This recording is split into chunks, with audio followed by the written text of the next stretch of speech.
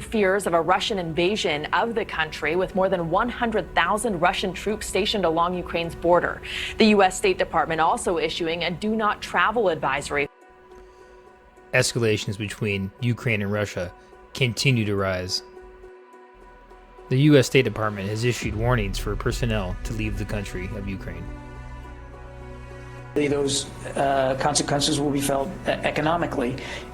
For our part here at DoD, and I've said this many times, we're going to make sure that we have options ready to reassure our allies, particularly on NATO's eastern flank.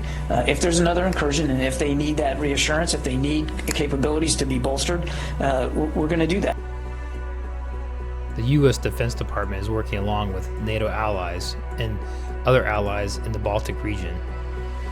Troop increases in the region could escalate tensions even larger with Russia. It has been reported that Russia has over 100,000 troops mobilized across the Ukrainian border. But Ukraine is estimated to have troop strengths at over 400,000, with 60,000 of those being mobilized. But what does this mean if conflict does arise? What do each of these armies consist of? How advanced are their technologies? And how well trained are their soldiers? Welcome to Weapons of Conflict.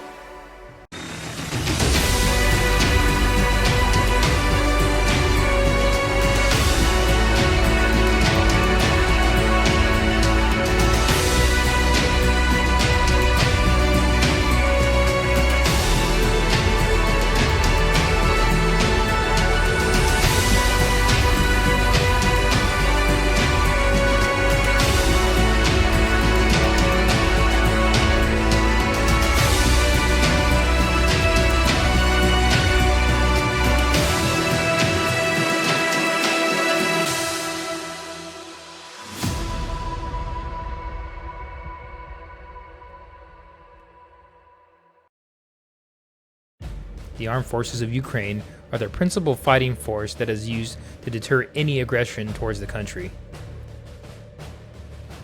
The Ukrainian military has around 780,000 total personnel, 6,500 tanks, around 7,000 combat armored vehicles, 1,500 combat aircraft, and more than 350 ships total. Their military has a combination of former Soviet bloc technology mixed with some NATO and Western technology. Although much of their equipment is outdated, they do possess some new systems such as T-80 and T-84 advanced tanks. And over the last few years, the Ukrainian military leadership has been trying to push their military to follow the NATO training doctrine.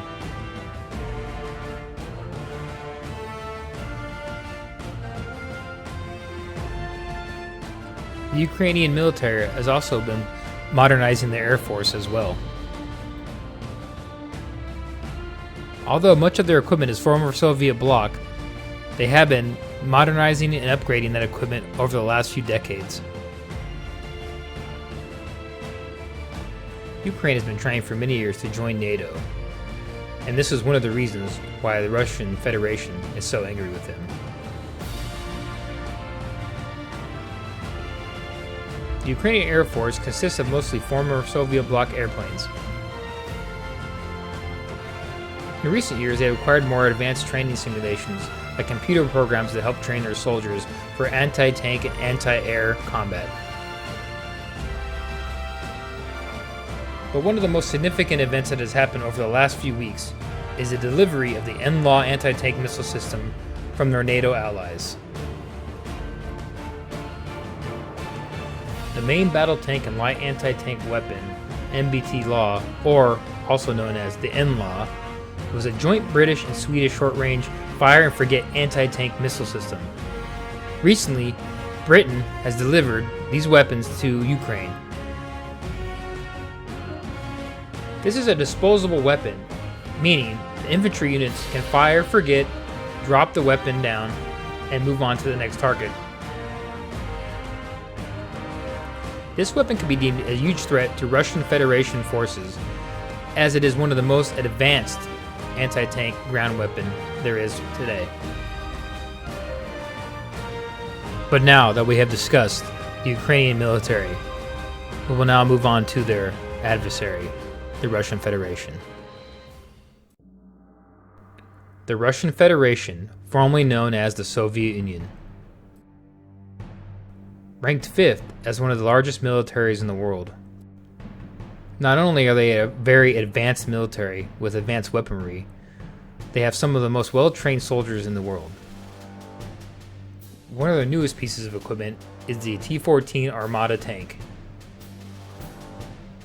This vehicle is slated on being versatile, modular, and focused on crew survivability. The Russian military land forces are comprised of over 12,420 tanks, 30,122 armored vehicles, 6,574 self-propelled artillery, 7,571 towed artillery, and 3,391 rocket projectors, or rocket launchers. The Russian Federation also possesses a very impressive air force with a total active aircraft strength of 4,173 vehicles. They also have a sizable navy, with 1 aircraft carrier, 15 destroyers, 11 frigates, 86 corvettes, submarines count of 70, patrol vessels 59, and 49 mine warfare vessels. The Russian Federation military is reported to be highly trained, motivated, and it is mainly a conscript army. Military service is mandatory at age 18. But now for the real question. Who would win in a war between Ukraine and Russia? If we look at size, training, and military capability, it would appear that Russia has the upper hand on Ukraine. But there is one main factor that could help Ukraine in a war such as this, and that is its NATO allies. It has also been reported that the Ukrainian military is a highly motivated force, so that could also prove difficult for Russia. If Russia were to attack Ukraine, it would need to be a swift and very quick blow in order to cripple their army within the first 24 hours. They would need to do that in order to win before NATO or Western allies would even have a chance to respond. But only the politicians know the truth, and only time will tell if this battle or war will actually occur. But this now concludes this episode of Weapons of Conflict. Please like and subscribe to support this channel. Please don't be afraid to leave a comment down below for any suggestions for future videos. Thank you for watching.